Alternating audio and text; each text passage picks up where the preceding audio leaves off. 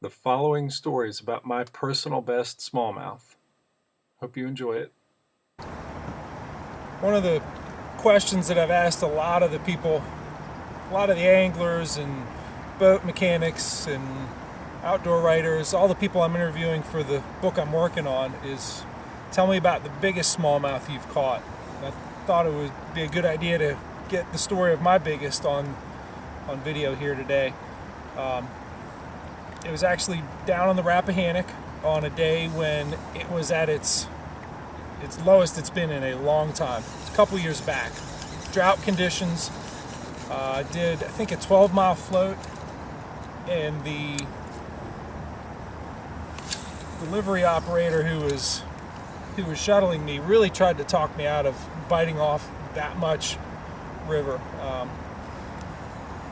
Not far into the float, I figured out a pattern that I stuck with for the rest of the day, which was to just...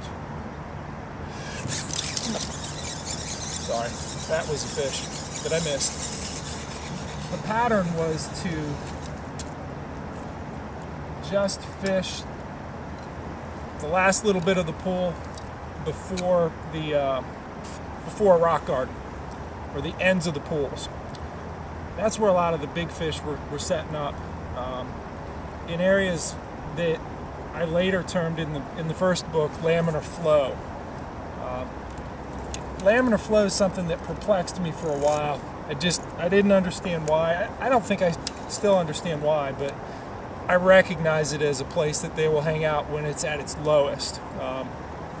Sometimes not when it's at its lowest, but when they're just chilling, they want to position in a place where there's not a lot of current to fight. The current that's on them is very gentle and it goes straight. Usually it can be fairly shallow water. It isn't always, but it has a flat, uniform bottom. Pea gravel. Sometimes it's on bedrock. Sometimes a sand flat. And you'll see a fish that's just out in the middle of nothing. There's no cover or structure or anything for them to hold on. It's just very comfortable place for them to hold and conserve energy. I think that's what they're trying to do. Where I caught this 22.5-inch Rappahannock River smallmouth, I was throwing a green tube like I am today, and launched it to a spot that, had I gotten a better look at it before I cast, I would have never put it there. There was really nothing going on there, but it was such a long cast, and I was in those clear conditions, really trying to get a lot of distance between me and where I was fishing, so as to not spook the fish. And as soon as it hit, I saw the wake rocketing up towards it. I didn't even have to set the hook. It grabbed it and ran, and as soon as I was into my set, he was pulling drag. So he hit it on the run and just kept on running. Pulled me.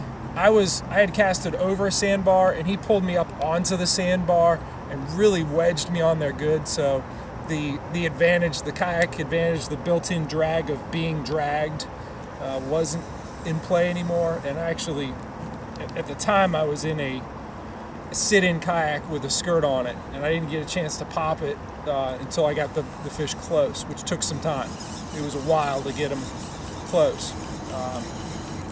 But I eventually did, popped a couple pictures, and continued on that day with that pattern, catching a bunch of nice fish. A 20 and 3/4, a 19 and 3/4, a 19 and a half, two more 19s, a bunch in the 18 and 19 inch range. And that was sticking with the pattern of just fishing the last little bit of the pool before a rock garden or before a riffle. The longer and the bigger the pool it was, the more it, the better fish it held. But I would paddle through the entire pool, and once I got close, I'd really slow down and pick which corner. It's not a real big river. And I would pick, all right, I'm either going to hit that corner pocket or that corner pocket. And because I was going to basically set up in the other corner and lob a nice long cast over. So, and that worked for me that day, both with the big green tube and also with buzz baits as well that day. But yeah, that's the biggest I've caught, 22 and a half. I wish I would have had a scale to weigh it, but it was a nice big heavy fish that was probably getting fed on Rappahannock River redbreast sunfish.